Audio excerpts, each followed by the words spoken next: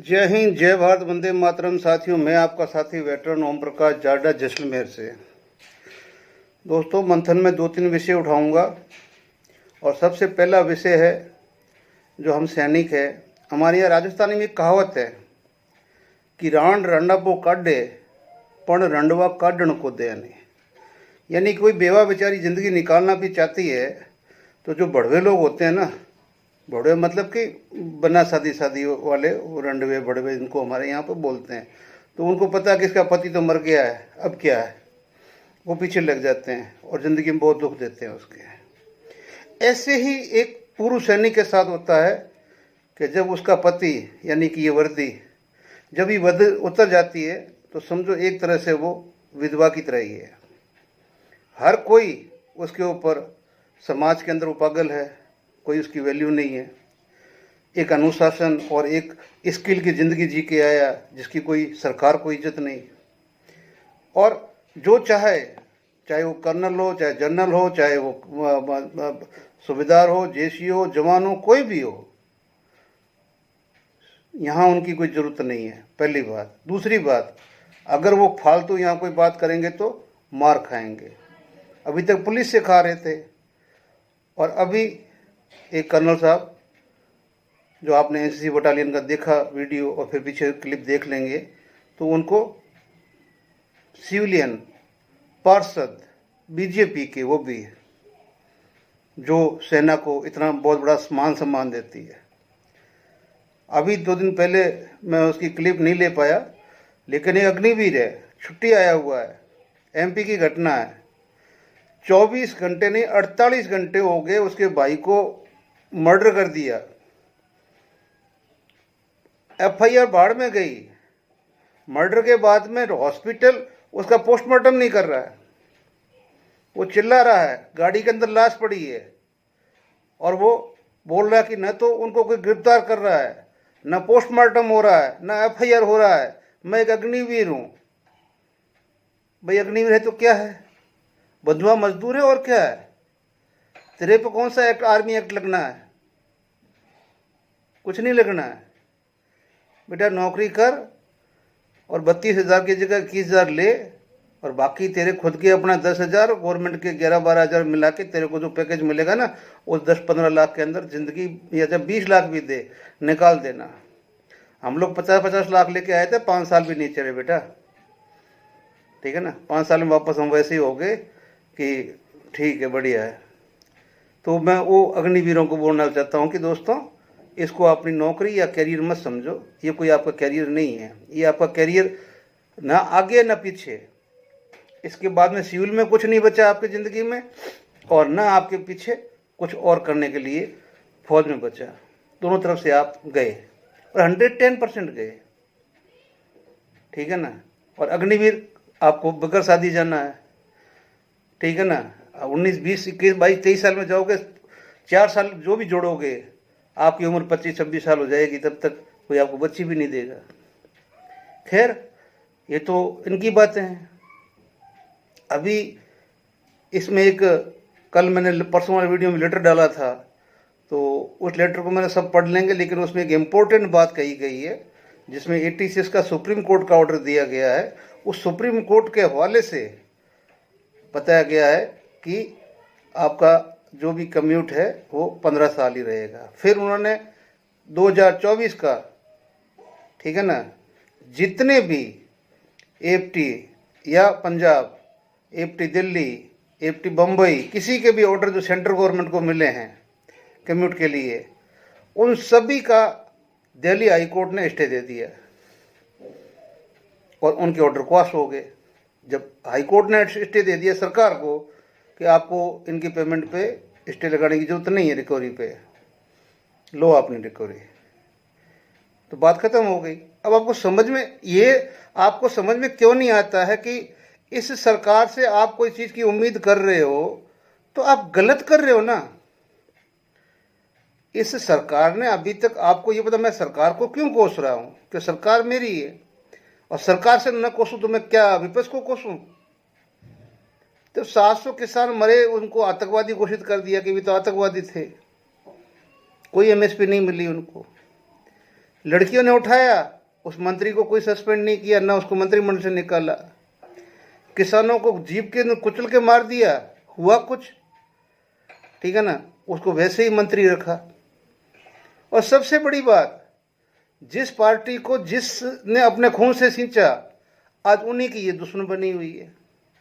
देख लो आप, जो हमारी मार्शल कौम राजपूतों की, ठीक है ना, बीकानेर के एमपी श्रीमान अर्जुन मेघवाल जी मीराबाई के बारे में क्या बोल रहे हैं। इतनी बेशर्म और घिनौनी बात, जो हमारे यहाँ पे हमारे सनातन के अंदर भाभी लक्ष्मण से पूछा गया था ना, सीता कैसी दिखती है? लक्ष्मण ने क्या कहा? मैंने उनके पाँव देखे, मैंने उनको चेहरा नहीं देखा है। भले इस कलयुग के अंदर 50 केस हो गए हो, लेकिन आज भी मक्खन डूबा नहीं मेरे भाइयों, आज भी भाभी माता के समान ही है। जिस घर में संस्कार है वहाँ आज भी भाभी माता के समान ही है। और जो महाराणा रतन सिंह जी के छोटे भाई थे, वो मीरा को अपनी माता ही मानते थे। और उनका इस तरह से बयान देना, लेकिन क्योंकि वो सरकार है, उनको कुछ पता है कि जब इतने इतने बाउंडरों के कुछ नहीं होने वाला है, ठीक है ना। रूपाला का क्या हुआ? गुजरात में बहुत कुछ दिया था, कुछ हुआ? ठीक है ना। बड़ी होटल के अंदर चित्तौड़गढ़ के अंदर एक राजपूत महिला की बेइज्जती करके उसको बाहर किया था, हुआ क्या? कहाँ गई करनी से ना भाई? मैं तो सभी को बोल रहा हूँ, कोई भी हो, हम सैनिकों को मारो भाड़ में, रुपया पैसा हम कमा लेंगे, क्योंकि हमारे पास में स्किल है, जज्बा है, सब कुछ है। सैनिक ही एक ऐसा है कि जो मरते दम तक बुढ़ा नहीं होता, लास्ट डे भी। लेकिन जो हमारी अपनी जो स्थिति है समाज के अंदर, या जो हमारी है, कृपया अपनी उसके लिए, अपनी अहमियत के लिए, अपने आप के लिए, अपने गौरवशाली के लिए, अपने गौरव के लिए अब लड़िए। यू आर ए गौरव सैनिक, सैनिकों के गौरव है आप। और आपके साथ अब आप इस केस के अंदर जब एक वकील होते हैं, हमारी वकीलों की संस्था ने हर स्टेट के अंदर मतलब कैसे भी करके उन्होंने अपना प्रोटेक्शन एक्ट निकाल दिया, तो क्या एक सैनिक जो देश के अंदर सरहद पर जिंदगी भर वनवास काट के आता है, उसका प्रोटेक्शन एक्ट नहीं बन सकता? सरकार को क्या ये अंधी दिखाई नहीं दे रही है? और या फिर ये सरकार जानबूझ के हर 1 महीने 2 महीने के बीच में सेना के साथ में ऐसा घटना करवाती है। और रही बात उच्च अधिकारियों की, तो वो तो गए, इन्होंने एक रास्ता खोल दिया ना कि चुप रहोगे तो कुछ न कुछ मिल जाएगा। और सबको पता है कि भाई इस देश के अंदर दूसरी कोई पार्टी है नहीं जो शासन कर सके। ये भी कन्फर्म है, ठीक है ना। दूसरी पार्टी नहीं है जो शासन कर सके। अब कोई ये सोचे कि नहीं ये पार्टी हमारे लिए कुछ करेगी, आप भूल जाइए। 8th कमीशन भूल जाइए, नहीं मिलेगा आपको, नहीं मिलेगा, नहीं मिलेगा, नहीं मिलेगा। दूसरी बात, एक बात बता दो आपको, अभी संसद में झगड़ा हुआ, एग्जाम्पल दे रहा हूं आपको, संसद में झगड़ा हुआ, झगड़े के अंदर एक को चोट लगती है, वो चोट पहले दिखाई देती, कहीं ब्लड नजर नहीं आता है। उसके बाद में जब उसको हॉस्पिटल में ले जाया जाता है, सीधा नॉर्मल वार्ड में होता है वो, तब वहाँ पर एक छोटा सा फोहा रख दिया जाता है, बस इतना ही। थोड़ा 8 घंटे के बाद में मतलब उस ऊपर एक छोटी पट्टी बांध दी जाती है, और रात को 11 बजे उसको आईसीयू में ले जाके और पूरा कम से कम पट्टियों का एक साफा बना दिया जाता है। साफा मतलब पगड़ी बना देते हैं पूरी। और दूसरे दिन जब कोई मंत्री जाता है तो पगड़ी वहाँ से हट जाती है। और भारत सरकार क्या करती है, उस बोलते कि 2 स्टिच लगे हैं, तो 2 स्टिच के लिए जांच बिठा देती है, क्योंकि वो एक सांसद को लगी थी। यहाँ पुलवामा अटैक के अंदर कितने सब मतलब लोग मारे गए थे, कितने सैनिक मारे गए थे। आज तक इस सरकार ने जांच नहीं बिठाई कि वो आरडीएक्स कहां से आया और जो बंदे मरे तो कैसे मरे। सैनिक इनके लिए कुछ नहीं है। जैसे हम फौज में नौकरी करते हैं, हमें पता भी अधिकारी से पंगा लिया तो अपन कीड़ी मकोड़े से ज़्यादा नहीं है, इसलिए अपने को हाँ जी का नौकरी ना जी का घर है, बस ये कर लेना चाहिए। आगे आप एक क्लिप में देखेंगे कि एक हिंदू मुस्लिम लड़का अपनी 2 बहनों को मार के हिंदू बनना चाहता है, ठीक है ना। और जब उसने ये चीज़ अपने वहाँ वायरल किया तो उसके साथ जो हुआ, आखिर उसको अपने दोनों बहनों को मार के खुद को भी मरना पड़ा। अब जब मुस्लिम कम्युनिटी से ये आवाज़ उठेगी कि हिंदू धर्म अच्छा है और जो मोदी जी कर रहे हैं वो ठीक कर रहे हैं और योगी जी कर रहे हैं वो ठीक कर रहे हैं, तो भाई आप खुद सोच लीजिए कि अभी उसको कोई अपोज करने वाला है? कोई नहीं है। तो इस गवर्नमेंट के आगे टिकने वाला कौन है? कोई नहीं है, कोई है ही नहीं। जो ये चाहेंगे वही होगा। डबल सरकार जहां पर है वहां पर समझो एक सैनिक खड़ा अपने भाई की लाश को लेकर 48 घंटे से लेकर खड़ा है गाड़ी में डाल के, लेकिन उसका कुछ भी नहीं हो रहा है और हथियारे घूम रहे हैं खुलेआम घर में बैठे हुए हैं। ठीक है ना? तो ऐसी तो पहले की सरकारों में नहीं हुआ करता था। पहले के सरकारों के मंत्री उन्हीं सरकारों ने अरेस्ट भी किए और जेल में भी डाला और जेल में रहे। वो उनसे इस्तीफा लिया गया, भाई इस्तीफा दे दे फटाफट। यहाँ 11 साल में जिसने भी कोई भी गलती की है तो बीजेपी में माफ है, और गलती कर, ठीक है ना, और गलती कर। तो मैं कोई इसके खिलाफ नहीं हूँ। इससे क्या होगा? सांप्रदायिक उन्माद फैलेगा। हम तो सैनिक है, हमें तो अपने देश और देशवासियों के लिए, चाहे बॉर्डर पे थे तब भी जान देनी है, आज भी है तो हमें जान देनी है। ये अंधभक्त शब्द जो है 2014 के बाद क्यों आया? अटल बिहारी वाजपेयी जैसे इंसान के समय में अंधभक्त क्यों नहीं आया? क्योंकि वो अटल बिहारी वाजपेयी ने ऐसी कभी परिस्थिति उत्पन्न नहीं की कि सही को सही और गलत को गलत कहने की छूट रखी उसने। लेकिन यहाँ नहीं।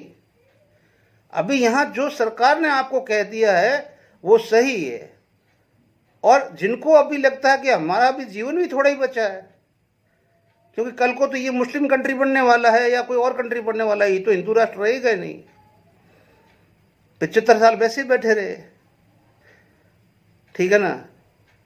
आरएसएस पे आप इल्जाम डाल रहे हो तो डालो आरएसएस के ऊपर। आरएसएस ने कौन सा अभी मतलब वो रजिस्ट्रेशन हो गया इस हिंदुस्तान के अंदर? कौन सा वो मतलब अब मतलब कब उसने संविधान को माना, कब उसने राष्ट्रीय ध्वज फहराया था नागपुर के अंदर? तो इतिहास किसी को माफ नहीं करेगा। ये पृथ्वी गोल है, अपनी दूरी पर चक्कर पर चलती है, किसी को नहीं माफ करती है ये। आज जिसका है कर लो। मनमोहन सिंह ने अच्छा किया बुरा किया, ये आज़ादी के बाद में पहला प्रधानमंत्री था, मेरी तरफ से किसी पार्टी का था, लेकिन उसने इस देश की जीडीपी को 10% तक बढ़ा दिया था। कब बढ़ाया? जब आप विदेशों के अंदर कर्जे में जाने वाले थे। ठीक है ना? विदेशों में आप गिरवी हो रहने वाले थे, आपने वापस रिटर्न भी किया और 10% तक जीडीपी को पहुंचाया उस व्यक्ति ने। उसको नॉर्मल है जो वहाँ दाह संस्कार करवाया उस प्रधानमंत्री का। आज तक आज़ादी के इतिहास के अंदर किसी प्रधानमंत्री की इतनी बड़ी बेइज्जती नहीं हुई। तो अगर मनमोहन सिंह की इस तरह से हुई क्योंकि वो सिख कौम से आता था, और सिख कौम से इस सरकार को एलर्जी है, वो देख रहे हैं हम। लेकिन इस सनातन के लिए जितने सर सिखों ने दिए, मुझे नहीं लगता किसी और ने दिए। मैं इतिहास का मैं भी विद्यार्थी रहा हूं, मैंने भी पढ़ा है। आज़ादी के लिए भी दिए, बदला लेने में सबसे आगे सिख रहे। ठीक है ना? तो ये कहना गलत है कि इस देश के लिए किसी ने कुछ, सबने सब कुछ किया है। जिनको लगता है कि भारत 14 के बाद में हो जाए उनको मुबारक है तुम्हारे भारत की, लेकिन ये सेना तो कम से कम 1700 में खड़ी हो गई थी हिंदुस्तान की, चाहे वो ब्रिटिश के अंडर में हो या किसी के अंडर में हो, लेकिन नाम तो भारत का लगता था, नाम भारत का लगता था। और जिसने विश्व विजय डंका बजा दिया। आज कैसा कौन सा कंट्री नहीं जहां पर हमारे किसी शहीद की एक प्रतिमा नहीं लगी होगी? भारतीय सेना की लगी, बाकी कंट्रियों की नहीं लगी है।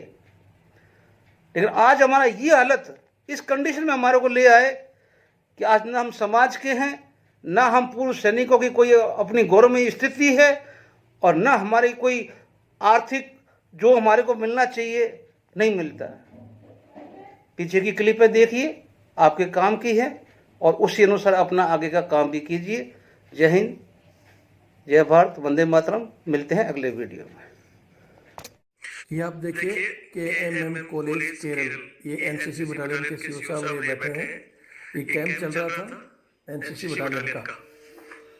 जहाँ फूड पॉइजनिंग को लेकर इन कुछ बच्चों के पेट में गड़बड़ी हुई। उसके बाद इनके परिजन आकर, ये आप देख सकते हैं, कर्नल साहब का गला पकड़ते हैं। ये एक बॉक्सिंग मारने के लिए तैयार होता है, उसके बाद ये एक लात मारता है कर्नल साहब पे। आप देख रहे हैं, ये है आर्मी की।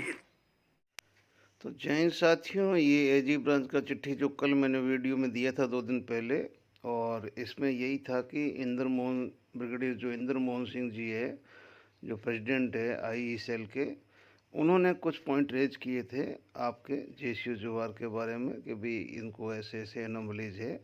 तो इसके अंदर बिल्कुल ही ओआरपी जो एनोमलीज का इन्होंने जस्ट एक ही बात में किल कर दिया कि जो भी आदेश है वो सुप्रीम कोर्ट ने अपने जजमेंट के अंदर जिस हिसाब से एनोमलीज को डिस्पोज ऑफ किया है उसी के ऊपर ओआरओपी के ऊपर चल रहा है। और 16 मार्च 2022 का जो सुप्रीम कोर्ट का ऑर्डर है वो इसका बेस है। तो यहाँ पर ये बात ख़त्म हो जाती है। फिर आ जाता है आपका सेकंड पोर्शन स्पर्श के बारे में।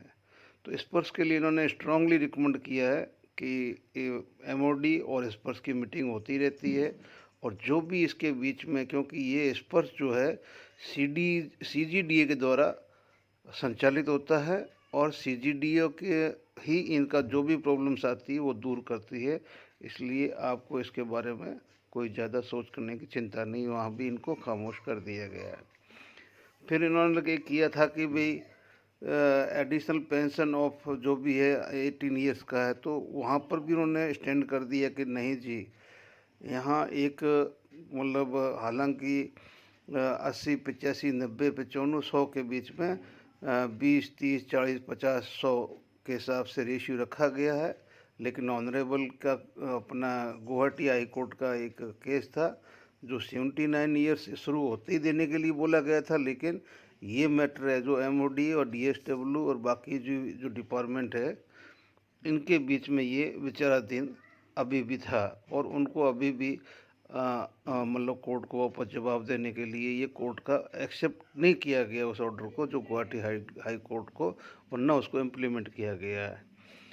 उसके बाद में दिया है कि रिस्टोरेशन ऑफ पीरियड ऑफ आपका कम्यूट वैल्यू का, तो उसके अंदर क्लियर इन्होंने बता दिया था कि ये भी जो एक 1986 का जो सुप्रीम कोर्ट का एक इंडिया का जो एक ऑर्डर था, और उस टाइम भी ये मतलब 86 का क्यों था, सॉरी 1986 का, यस, तो ये मतलब 4th पे कमीशन का था, तो उसमें मतलब कोई बात चली, तो उसके अंदर जब ये बताया गया था कि इसको कम करना चाहिए। 5th में भी ये हुआ था कि इसको कम करना चाहिए, लेकिन ये सुप्रीम कोर्ट का आदेश और जो हमारा पेंशन रेगुलेशन पैरा मतलब जो 163 जो पैरा है पार्ट 1 2008 का है, उसी के हिसाब से इनको रेफरेंस देते हुए बताया गया था कि 15 मतलब ये 15 साल का ही रहेगा, इसको कम नहीं किया जाएगा। नीचे इन्होंने मतलब पैरा 2 के अंदर बहुत तरीके से लिखा है कि based on petition to restore of मतलब commute value of pension benefit टोलेज FT Punjab new Delhi has decided by their order dated 24 July 2024 that recovery of pension of after टोले स्टेड। तो जो ये मतलब एफटी दिल्ली या एफटी पंजाब या पंजाब हाई कोर्ट या किसी ने भी जो ऑर्डर दिया है अगर इसको स्टे करने के लिए, तो वो स्टे माना नहीं गया, क्योंकि उन्हीं स्टे के ऊपर इन्होंने जो केंद्र सरकार ने द एबिड order has been stayed by honourable high court of Delhi, ठीक है ना, वाइड ऑर्डर डेट 11 सितंबर 2024। तो जो ये जितने भी जिस तरह के ऑर्डर वहाँ से जितने भी निकले हैं उनके ऊपर हाई कोर्ट ने ऑर्डर दे दिया कि स्टे कर दिया है, उन ऑर्डरों पे स्टे कर दिया है कि उसको आप दोबारा सुनो, दोबारा करो, लेकिन ये केंद्र सरकार पे लागू नहीं होकर केंद्र सरकार ने जितने भी एफटी के ऑर्डर्स थे उनके ऊपर स्टे जारी कर दिया, यानी कि आपका वही 15 साल जारी रहेगा। तो ये थी सूचना जो आपके लिए ब्रिगेडियर अपने इंद्र मोहन जी सिंह जी ने लीग की तरफ से उठाई थी, और वापस जैक ब्रांच ने उनको सेटिस्फाइड कर दिया है। जय हिंद, जय भारत। साथियों, ये जो पे स्ट्रक्चर मैं आपको बता रहा हूँ, ये क्लास 2 गजेटेड अफसर का है और ये 7th पे कमीशन में इस्टेब्लिश किया गया है। अब मेरे पास में कई बार कम से कम 10 फ़ोन हमारे किसी एक सूबेदार मेजर जयपाल सिंह जी के आ गए। वो बोलते हैं कि भाई क्लास 2 गजेटेड अफसर का पेमेंट है जो जेसीओ को नहीं मिल रहा है। तो मैं इसके ऊपर यही कि भी 7th पे कमीशन का जो डाटा है, तो उसमें मतलब 2022 के अंदर जो सुप्रीम कोर्ट का आदेश मिलने के बावजूद भी ये सब कुछ ही फिक्स किया गया था कि the basic pay of the class 2 gated अफसर in the central government varies based on the grade pay, hence are a few examples. अब ग्रेड पे वहाँ 3 तरह के हमारे मतलब वो बताए गए हैं कि भाई ये इस रैंकों में जैसे हमारे होते हैं नायक सूबेदार, सूबेदार और सूबेदार मेजर, ऐसे ही वहाँ मतलब जो सेकंड सिविल के और भी जो होते हैं तो उनमें भी 3 पद रखे गए हैं। तो तहसीलदार है और उसके हिसाब से जो भी मतलब इस तरह के रखे गए हैं। तो मैं ये कहना चाहता हूँ कि जो सेंट्रल गवर्नमेंट ने बिल्कुल कंफर्म किया कि भाई ये मतलब 4200 से 3540 मतलब ग्रेड पे है, जो 4200, 4600 और 4800 रखी है, जो आज भी स्टैंड करती है। और अभी पे लेवल भी शुरू कर दिया, तो पे लेवल के अंदर भी यही तीनों चीज़ चल रही है। तो सेंट्रल गवर्नमेंट अपने क्लास 2 गजेटेड अफसर को और जेसीयू को पेमेंट बराबर दे रही है। अब इसके अंदर आपके पास में किसी के पास में है कि सेंट्रल गवर्नमेंट के फलाने सेकंड ग्रेड मतलब सेकंड ग्रेड गजेटेड अफसर का ये बेसिक है, इससे अलग है, ठीक है ना, तो आप है जो प्लीज़ हमें फॉरवर्ड करें ताकि हम अपने जो जो एजिटेशन है इसके अंदर एजेंडा में शामिल करें। ये आप सभी के लिए रिक्वेस्ट भी है, हमारी हाथ जोड़ के प्रार्थना है कि आप हमें बताइए कि अगर आपके मतलब ये तो इन्होंने तो बोल दिया कि 7th पे कमीशन सभी के लिए, जो भी सिविल है चाहे फौज का कोई भी है, ये ग्रेड पे दिया हुआ है, इसके हिसाब से सेकंड ग्रेड का सिविल मतलब चाहे फौज है चाहे सिविल है उसके हिसाब से ही है। लेकिन अगर आपको कोई इसमें और लगता है कि नहीं इसमें हमारे पास तो ये है, तो वो आप एथेंटिक अथॉरिटी के साथ हमें भेजिए, ठीक है ना। तो मतलब आपको ज़रूर उसको हमें जो अपने एनोमली जो भी है उस एजेंडे में शामिल करेंगे। इसमें बोला कि ये सिर्फ ओनली बेसिक पे की बात कर रहे जो इनका एंटाइटल है, बाकी इसके अंदर और कोई नहीं है, ठीक है ना।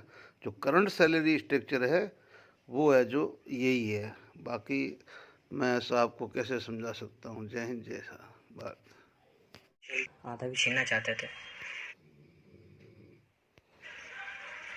लेकिन एक बात जरूर कहूँगा, अगर आप सच्चे हिंदू और सच्चे ठाकुर हो तो हम भी हिंदू परिवर्तन करना चाहते थे। उस घर के अंदर सिर्फ उसी मंदिर बनना चाहिए और जितना भी हमारे घर का सामान है जो हमारी बहनों ने बहुत प्यार से सींचा था, सजाया था, जो आज मर गई बेचारी, उस सामान को किसी अनाथ आश्रम में दे देना ताकि हमारे मन हमारी रूह को खुशी मिले।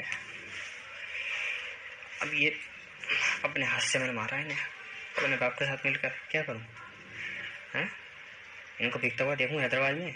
अब आप लोग कहते हो कि बेटी बचाओ बेटी पढ़ाओ हैं, ये ऐसे मुसलमान जिस तरह के मुसलमान रहते हैं, ये साले पता नहीं कहाँ कहाँ के आके हिंदुस्तान में बस गए हैं। कोई अपनी बेटी पढ़ा सकता है, बचा सकता है हैं?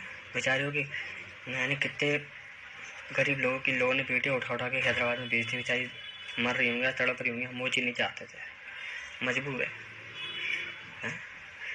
हमारे पास ज़मीन के कागजात भी हैं और हम जो लिखना चाहते थे वो भी हमने लिख के दे दिया। बहुत जगह अर्जी भी भेजी, कई जगह सुनवाई हुई, लेकिन ये बस्ती वाले साले चौकी अपनी कब्जे में कर रखी है, पैसा खिला खिला के साले बच जाते हैं। वो घर आप योगी जी किसी के हाथ में मत जान देना, जान बसी उसमें हम सबकी। उसको अपने कब्जे में करके मंदिर बनाए और मंदिर को दान किया हमने, मंदिर ही बनेगा उसमें, इतना जरूर कहूँगा। अब आपकी मर्जी, हमें जलाओ या दफनाओ, लेकिन ये इन लोगों को इंसाफ दिलाओ।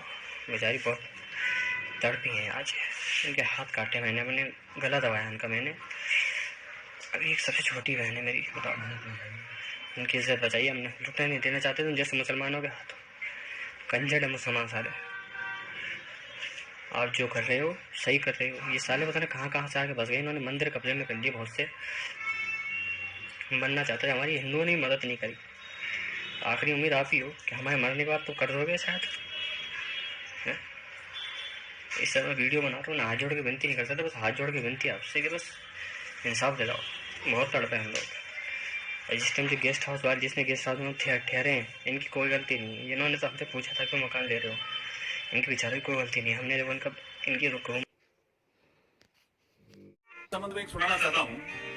मीरा वेद जन्मी, शादी चित्तौड़ की, और हम सब इतिहास में ऐसा पढ़ते हैं कि मीरा के पति ने उसको तंग किया। ऐसा नहीं है। मीरा का पति 1 साल जिंदा रहे, खानवा के युद्ध में उनकी डेथ हो गई। उसके बाद मीरा के पति की डेथ होने के बाद जो उनका देवर राणा बना, उसने जब मीरा को कहा मेरे से शादी करो, यहां झगड़ा शुरू होता है। जब मीरा को कहा मेरे से शादी करो, यहां झगड़ा शुरू होता है। जब मीरा को कहा मेरे से शादी करो, यहां झगड़ा शुरू होता है। उन्होंने इस बयान में न सिर्फ गलत जानकारी दी,